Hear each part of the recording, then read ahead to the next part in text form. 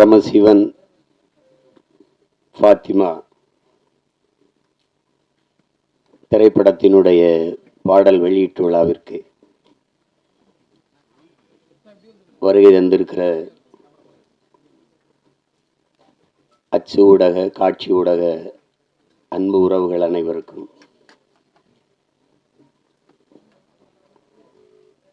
மேடையிலே அமர்ந்திருக்கிற பெருமக்கள், கலைஞர்கள், அரங்கை நிறைத்து அமர்ந்திருக்கிற என் அன்பு சொந்தங்கள் அனைவருக்கும் என்னுடைய அன்பும் வணக்கமும்.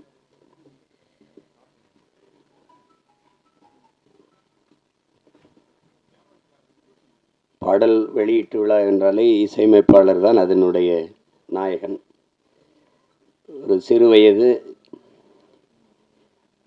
மிக நேர்த்தியாக இசை, அந்த இசையை கேட்கும்போதே ஒரு உற்சாகம் பிறக்குது. நான் என்னுடைய தம்பி கார்வனன்ட்டு கூட சொல்லிட்டு இருந்தேன், ரொம்ப நல்லா இசையமைச்சிருக்கிறார். அது குறிப்பாக அந்த திருமண விழாவில் நடக்கிற வந்திருக்க அந்த பாட்டும் சரி, சிவனடியார்கள் ஆடுகிற அந்த பாடலும் சரி, மிக செறிவா அந்த பாட்டை தந்திருக்கிறார். அதுக்கப்புறம் கேட்டால் அவர் பின்னணி இசையுமே ரொம்ப திறம்பட செய்திருக்கிறதா சொன்னாங்க. அப்படி ஒரு இளம் வயதில் இவ்வளவு திறமை மிக்க ஒரு இசைக்கலைஞரை பார்ப்பது ரொம்ப வியப்பாகவும் பெருமையாகவும் இருக்கு. தம்பி தீவன் சக்கரவர்த்திக்கு என்னுடைய அன்பும் வாழ்த்துக்களும்.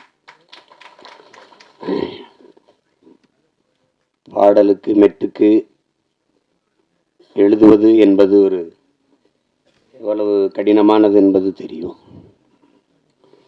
அதில் என்னுடைய தம்பி ஏகாதேசி ரொம்ப இளம் வயதிலிருந்து நான் அறிவேன், என்னையும் அவன் அறிவான்.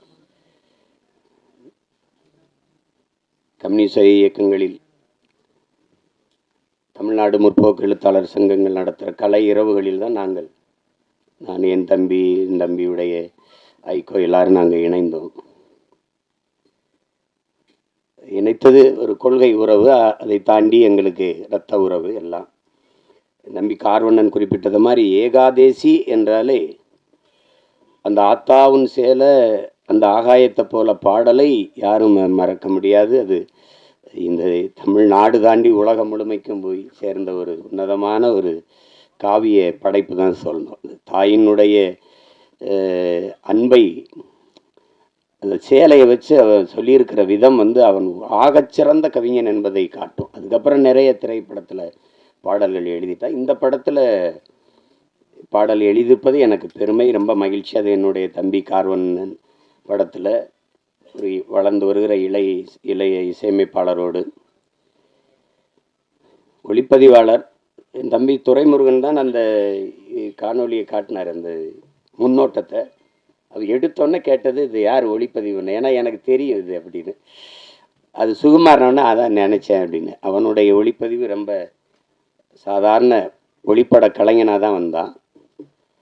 அப்புறம் சேர்ந்து மிக குறுகிய காலத்துக்குள்ளே அதை கற்றுக்கொண்டு தன்னுடைய திறமையை வளர்த்து சிறந்த ஒளிப்பதிவாளர்களில் ஒருவராக தன்னை நிலைநிறுத்திக்கிட்டான். அவனுடைய கும்கி ஆகட்டும், அதுக்கு முன்னாடி வந்த மைனா, 2 படமும் மிகச்சிறப்பாக. கும்கியெல்லாம் ஒளிப்பதிவு அசாத்தியமாக செஞ்சுருப்பான். அது நிறைய ஆற்றலை வெளிப்படுத்தினா. அப்புறம் தம்பி சிவகார்த்திகேயன் நடித்த அந்த மான் கராத்தே அந்த படத்திலேயே அவன் ரொம்ப நல்லாயிருக்கும் ஒளிப்பதிவு. இதிலேயே பார்த்துருப்பீங்க, அந்த அதிகாலை அந்த ஒளியை உள்வாங்கி அவன் பதிவு செஞ்ச விதம், அந்த சூரிய ஒளியை உள்வாங்கி பதிவு செஞ்ச விதமெல்லாம் அவ்வளவு அழகாக இருக்கும். அந்த காடுகளில் வயல்வெளிகளில் அவனுடைய கருவி பயணித்து போகிற இது அவ்வளவு தெளிவாக இருக்கும். அது பேசிய தொகுத்து வழங்கியவர்களோட சொன்னாங்க, அவர் சுருக்கமாக பேசிட்டாருன்னு. அவர் தான் மொத்தமாகவே தன்னுடைய ஒளிப்பதிவு கண்களால் பேசிட்டாப்புல. என்னுடைய தம்பி என்பதில் எனக்கு ரொம்ப பெருமை. அவன் தம்பினா சும்மா தம்பி இல்லை, சொந்தமான தம்பி. அவனுடைய அண்ணனும் ஒளிப்பதிவாளர் தான். அவனும் நிழல் பட கலைஞனாக ஒளிப்பட கலைஞனாக திரைப்பி மிகப்பெரிய ஒளிப்பதிவாளராக பல படங்களை செஞ்சு என் தம்பி ஜீவனுடைய தம்பி தான் என் தம்பி சுகுமார் அவர்கள். அப்போ இதில் நடித்திருக்கிற கலைஞர்கள் என்னுடைய அண்ணன் மனோஜ்குமார் அவர்கள் மிகச்சிறந்த வெற்றி படங்களை கொடுத்தார். மண்ணுக்குள் வைரம்னா அவரே ஒரு மண்ணுக்குள் வைரம்தான். முதல் படத்தில் அவ்வளோ ஒரு துணிவோடு ஒரு கதையை தொடுவதற்கு ரொம்ப துணிச்சல் வேணும். அதில் அது உங்களுக்கு தெரியும் எங்களுக்கு என்ன உறவு என்னன்ட்டு. ஆனால் அவர் எங்கள் அப்பாவிடமிருந்து வெளியில் வந்து மண்ணுக்குள் வைரம் படத்தை எடுத்து அந்த படத்தில் ரொம்ப சிறப்பாக இருக்கும். படம், உரையாடல், எல்லா கதாபாத்திரங்கள்லாம். முதல் படத்திலே நடிகர் திலத்தை இயக்குறதுன்னா அது சும்மா சாதாரண இல்லை என்ன. ஆமாம், எங்கள் அப்பா என்ன பாடுபடுவார் பசுமல்ல. முதல் மரியாதை எப்படின்னு தெரியாது, நான் தான் அதுக்கு எழுத்தாளர். என்ன சொன்னாலும் எங்கள் அப்பா வந்து உரையாடலை ஏற்றுக்க மாட்டார்ல. 2 பேருக்கு ரொம்ப நேரம் சண்டை நடக்கும். அங்கே நாற்காலியில் எங்கள் ஐயா என்னையே பார்த்துருப்பார். என் மேலே ரொம்ப அன்பு. என்னதான் ஐயா பிரச்சனை உனக்கும் உங்கள் அப்பனுக்கும் அப்படின்னா, இல்லைங்க நான் என்ன எழுதி கொடுத்தாலும் அதை வேணான்னு கிழிச்சு போட்டுறார், தூர போட்டுறார். என்ன நீ என்ன நினைக்கிற, நான் என்ன பேசணும்னு நினைக்கிறேன் எனக்கு சொல்லு, நான் டேக்கில் பேசிவிட்டேன். அப்போ அது சொல்லிடுவோம். காட்சி நடந்து வரவில் இந்த இடத்துல எங்கள் ஐயா எங்கள் அப்பா என்ன பண்ணார், கட் ஓகே அப்படின்ட்டு போயிடுவாப்ல. ஏழை சொன்னோன்னே எங்கள் ஐயா அந்த வேட்டி எடுத்து தொடச்சிட்டு இப்படி தேடுவோம். அப்புறம் நான் அந்த கூட்டத்தில் நிற்பேன், இப்படி பார்த்துட்டு ஓகே அப்படின்னு கேட்பார். ஏன்னா நான் நீ சொன்னது வந்துடுச்சா அப்படின்னு, ஓகே அப்படின்னு. இவர் 2-3 தடவை இது நடந்துக்கிட்டு இருக்குது. எங்கள் அப்பா கவனிக்கல. ஒரு தடவை நம்ம ஓகே சொன்ன பிறகு வேற யார்கிட்ட ஓகே கேட்குறாரு, யாரு அப்படின்னா அப்படி திரும்பி பார்த்தா கூட்டத்தில் நான் உடனே துண்ணு, இங்கே என்ன நடக்குது அப்படின்னு நான் ஒரு பக்கம் ஓட, எங்கள் ஐயா ஒரு பக்கம் ஓடி தெரிச்சு. அப்புறம் அது மாதிரி அவர்கிட்ட அந்த பெரிய மேதையை வந்து முதல் படத்தில் இயக்குறது என்பது சாதாரண ஒரு பெரிய வாய்ப்பு. மண்ணுக்குள் வைரம்னா வைரம் தான். அதுக்கப்புறம் எங்கள் அண்ணன் எவ்வளோ வணிக படங்கள் எடுத்துட்டாங்க, பெரிய வெற்றி படங்கள் எல்லாம் கொடுத்துட்டாங்க. இப்படிப்பட்ட ஒரு படைப்பாளி இதில் நடிச்சிருக்காங்க. அப்புறம் எங்கள் அண்ணன் தேனப்பன் எவ்வளோ பெரிய படங்களை தயாரித்தாங்க. அவை சன்மையெல்லாம் எங்கள் அண்ணனுடைய தயாரிப்பு தான். இப்போ பார்த்தா எங்கள் அண்ணனை பார்க்குறதுன்னா நம்ம படங்களில் பார்த்துக்க வேண்டியது இருக்குது. இப்போ நடிக்க வந்துட்டாங்க. ஆனாலும் எங்கள் அண்ணனை வந்து அவர் குணத்திற்கும் அவர் படத்தில் நடிக்கிறது வில்லனாக நடிக்கிறாரு, சகிக்க முடியல. எங்கள் அண்ணனா வில்லனாக எதுக்கு நடிக்கணும் அப்படின்ட்டு. அவ்வளவு நல்ல மனிதன். தேனப்பன் வந்து ஒரு சிறந்த தயாரிப்பாளர், சிறந்த நடிகர்களோட மிகச்சிறந்த நிர்வாகி. அதனால தான் எங்கள் அண்ணன் கமலஹாசன்லாம் அவரை கூடவே வச்சுருந்தாப்புல. அப்படிப்பட்ட ஒரு திறமையான ஒரு மனிதர் எங்கள் அண்ணன் தேனப்பன் அவர்கள். அதுக்கப்புறம் எங்கள் ஐயா மகன் தொகுப்பாளர் சொன்னாங்க, உங்களுடைய தமிழ் ரொம்ப நல்லா இருக்குது அப்படின்னு. தமிழ் கடலின் மகன் வந்து தமிழ் பேசலைன்னா அப்புறம் என்ன இருக்குது சொல்லுங்கள். எங்கள் அப்பா, நான் அப்பான்னு தான் சொல்லுவேன்.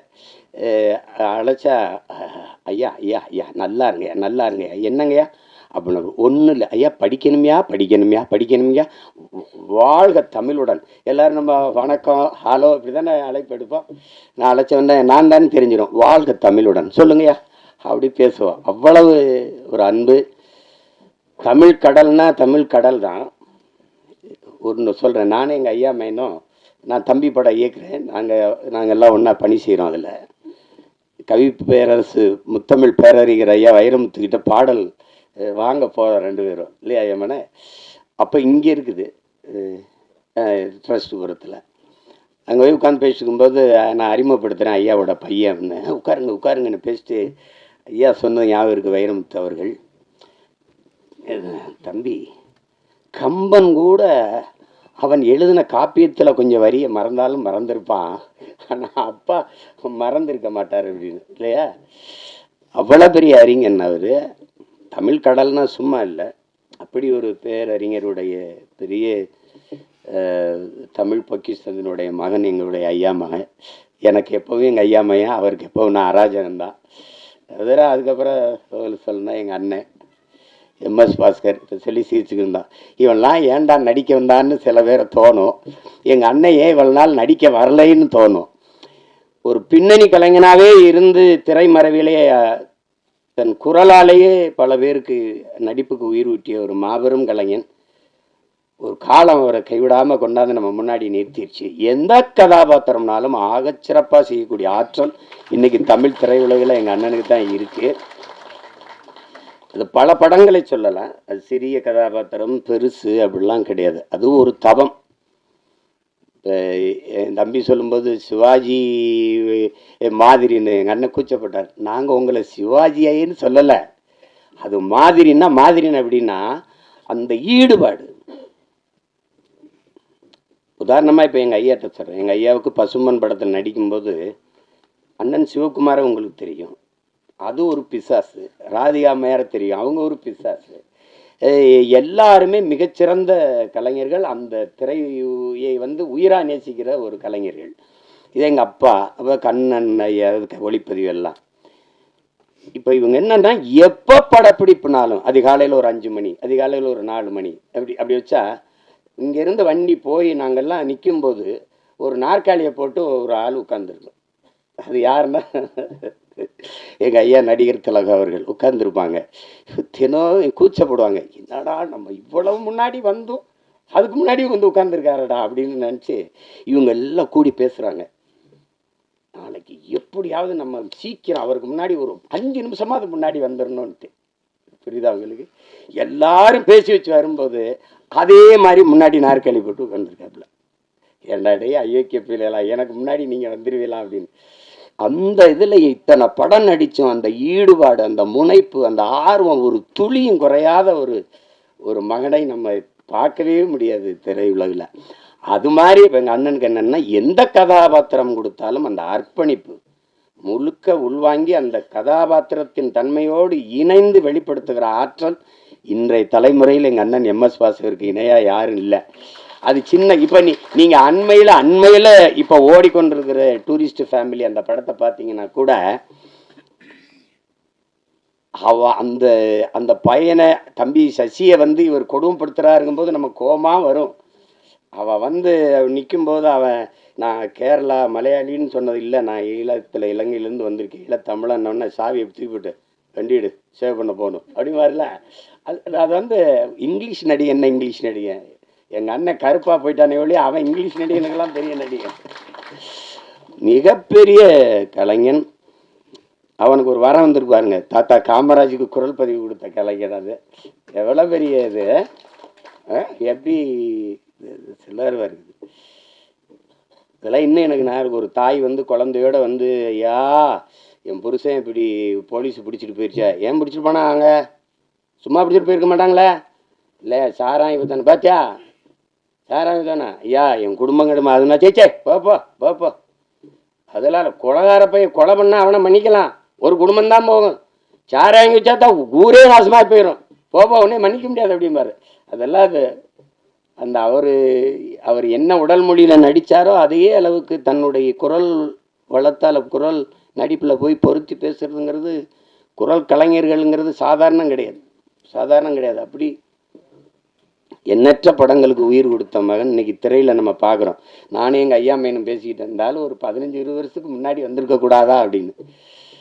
அது அவ்வளோ பெரிய அற்புதமான ஒரு கலைஞன் எம்எஸ் பாஸ்கரன் தான். அவர் இந்த படத்தில் நடிச்சிருக்கிறார், அது என் தம்பியோட இயக்கத்தில். இப்போ என்கிட்ட கேட்குறாரு, நீ ஏன்டா எனக்கு வாய்ப்பே கொடுக்கலன்னு. நான் படம் எடுக்கிற நிலைமையிலையான்னா இருக்கிறேன் அப்படின்ட்டு. அது